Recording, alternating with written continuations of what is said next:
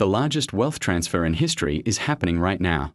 It's not in Bitcoin, and it's definitely not in NFTs. It's in RWA. For years, we talked about bringing the world's assets on-chain. Well, it's February 2026, and the bridge is officially open. The financial system as we know it is being rebuilt, token by token, right before our eyes. For decades, Wall Street operated on one set of rails: slow, expensive, and exclusive. Then crypto came along with a promise of a better system, but let's be honest, for a long time, it was a mess. Now, those two worlds are finally colliding, and the result is something far more powerful than anyone imagined. If you've been watching this space, you know the last few years have been a whirlwind. But what's happening now is different. This isn't just another bull run. This is a fundamental shift in how value is created, stored, and transferred. Forget what you think you know about crypto. The game has changed, and today, we are going to break down exactly what that means for you and your portfolio. Let's take a trip back, just for a moment, to 2021. Remember that summer?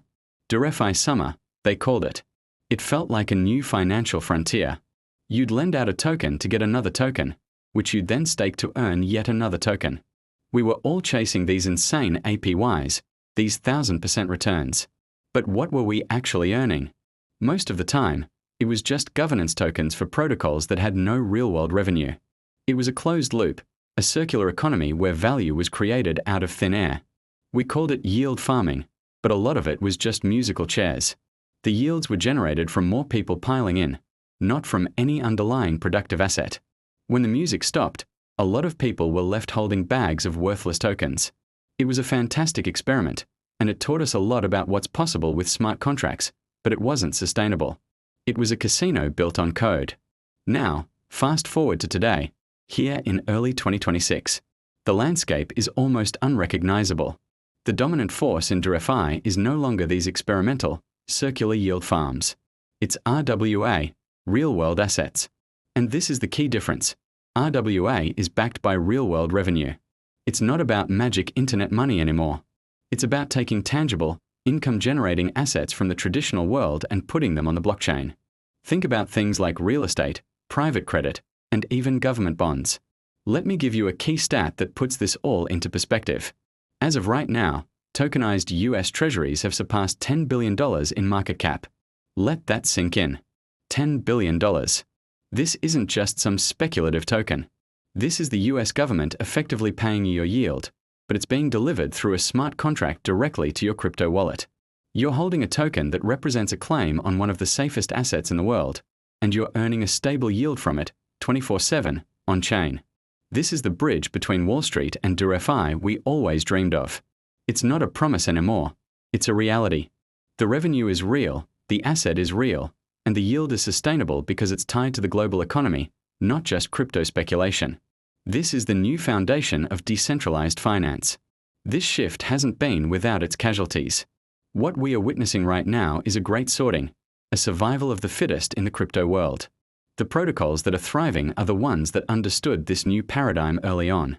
The market has sent a very clear message over the past year. Just look at the institutional leaders. Take a protocol like Ondo Finance. Their TVL, the total value locked in their system, just rocketed past $2.75 billion. Why? Because they focused on offering regulated, compliant, tokenized versions of real-world assets like US Treasuries and money market funds. They played by the new rules. Now, contrast that with some of the older, higher-risk protocols from the last cycle. Remember projects that offered uncollateralized loans, basically lending out crypto with no real backing? Many of them have faced massive headwinds. Some have had to completely restructure their models, while others have simply faded into obscurity. The market is no longer rewarding pure speculation and unsustainable risk. The lesson here is crystal clear. Real-world assets require real-world compliance. You can't just slap a token on a bundle of mortgages and call it a day. You need auditors, custodians, legal frameworks, and regulatory licenses. The wealth transfer that everyone is so excited about isn't just about money moving from traditional finance into crypto. It's a transfer of capital within crypto itself. Money is flowing away from the experimental, high-risk, uncollateralized DeFi protocols of the past and aggressively moving toward regulated, asset-backed security tokens. The cowboys are being replaced by the fund managers. The Wild West is being settled, and the new sheriffs in town are compliance and regulation. This isn't the boring part. This is the part where the real, sustainable wealth is being built. The protocols that get this right are the ones that will dominate the next decade. So, how do you position yourself for this new era? How do you actually build a portfolio for 2026 and beyond? It's about thinking in layers of risk, just like a traditional fund manager would. Let's break it down into a few categories. First, you have your low risk, or what I call the cash play. This is the bedrock of your on-chain portfolio.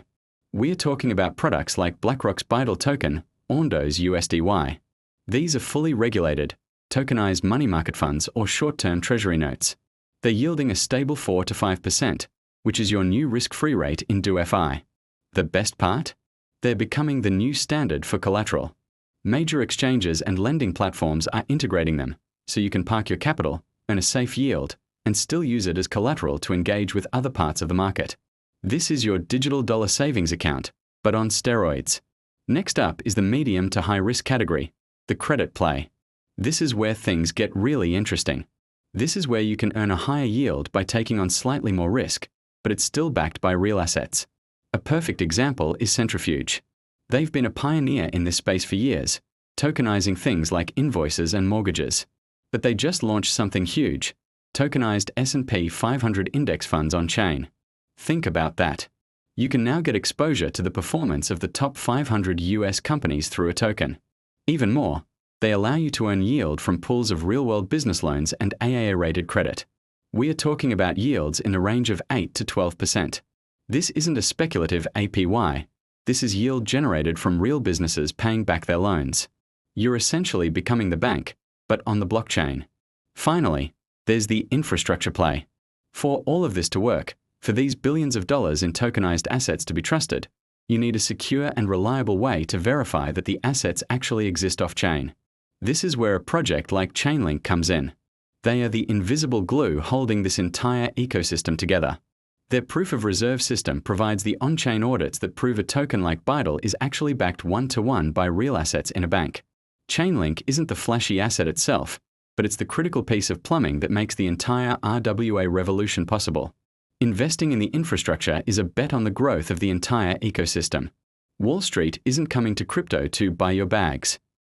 Let's get that idea out of our heads. They aren't lining up to pump the altcoins you bought in 2021. They are coming to replace the rails. They see the efficiency, the speed, and the global reach of blockchain technology, and they are using it to rebuild their own systems from the ground up. They are taking their own products, treasuries, stocks, credit, and putting them on chain because it's a better, cheaper, faster way to do business. This is the biggest upgrade the financial system has seen in a century. We are moving from an analog system of ledgers and intermediaries to a digital one built on smart contracts and tokens. The opportunity isn't to try and front-run them. The opportunity is to understand this shift and align yourself with it. The RWA narrative is not a fad. It is the long-term convergence of the two largest financial worlds on the planet. So here's the one thing I want you to take away from all of this.